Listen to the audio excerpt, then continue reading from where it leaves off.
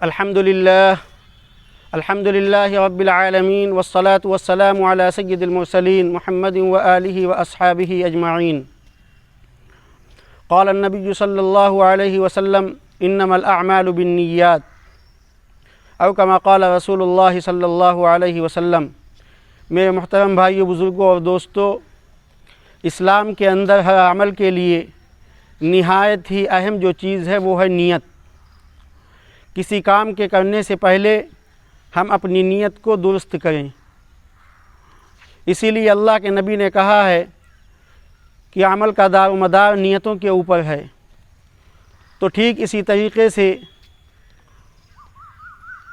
عید الفطر کی نماز جو ہمارے اور آپ کے اوپر واجب ہے، اس کے لیے نیت ہمیں اور آپ کو بتلائی گئی ہے.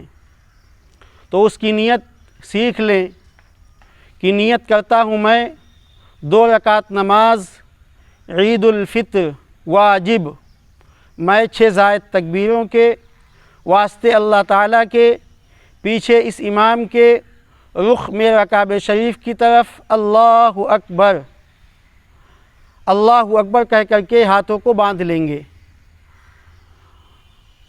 اگر آپ کو نیت نہیں بھی آتی ہے تو آپ دل سے ارادہ کر لیں، آپ کی نیت ہو جائے گی. کیونکہ بندہ جب مسجد کی طرف یا عیدگاہ کی طرف آیا ہے تو یہ اس بات کی علامت ہے کہ وہ نیت کو ساتھ لے کر کے آیا ہے، نیت کر کے آیا ہے، وہ پہلے سے اس کی نیت ہے.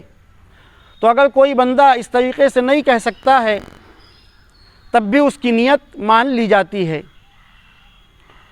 تو نیت کریں گے اور نیت کرنے کے بعد میں ہم اپنے ہاتھوں کو باندھ لیں گے، نیت باندھ لیں گے اور نیت باندھنے کے بعد میں ثنا پڑھیں گے. ثنا پڑھیں گے، ثنا پڑھنے کے بعد میں 3 تکبیریں کہی جائیں گی. ان 3 تکبیروں میں سے 2 تکبیروں میں ہم ہاتھوں تک کانوں تک ہاتھ اٹھا کر کے چھوڑ دیں گے، اور تیسری تکبیر میں کانوں تک ہاتھ اٹھائیں گے اور نیت باندھ لیں گے. اس کا طریقہ یہ ہے کہ ثنا پڑھ لیا، ثنا پڑھنے کے بعد میں اب ہم 3 تکبیر کہیں گے.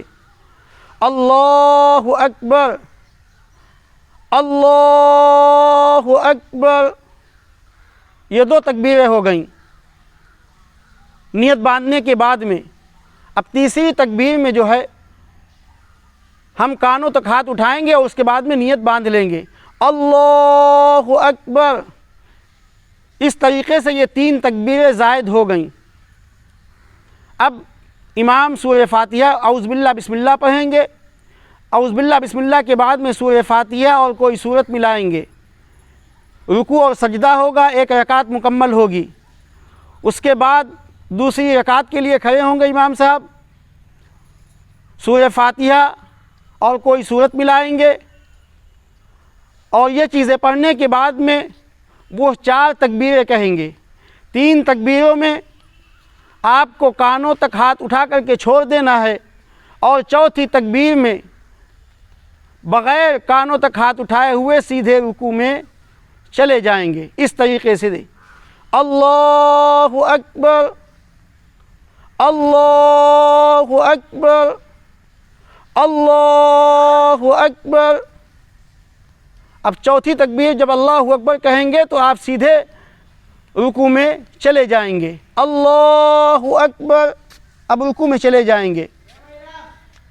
اس طریقے سے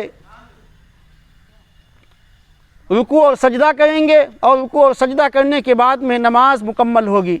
نماز مکمل کرنے کے بعد میں امام صاحب خطبہ دیں گے. خطبہ سننا جس طریقے سے نماز واجب ہے، ایسے ہی خطبہ بھی سننا واجب ہے. خطبے کا پڑھنا یہ سنت ہے اور خطبے کا سننا یہ واجب ہے. اس کے بعد میں اپنے لیے بھی، اپنے رشتہ داروں کے لیے بھی، اپنے عزیز و اقارب کے لیے بھی، اپنے محلے والوں کے لیے بھی، اپنے محبین کے لیے بھی، اپنے مخلصین کے لیے بھی، اور اپنے چاہنے والوں کے لیے بھی، اور اپنے مرحومین کے لیے بھی، سب کے لیے ہمیں اور آپ کو دعا کرنی ہے. اللہ تعالیٰ ہماری نمازوں کو، ہمارے روزوں کو، ہماری تراویح کو، ہماری نوافل کو، ہماری سحری کو، ہماری افطار کو، ہمارے مسجدوں میں آنے اور جانے کو، ہمارے اٹھنے اور بیٹھنے کو، ہمارے صدقہ فطر کو، ہماری زکوٰۃ کو اللہ تعالیٰ قبول فرمائے۔ اللہ سے دعا ہے کہ اللہ تعالیٰ ان باتوں پر ہمیں عمل کی توفیق نصیب فرمائے۔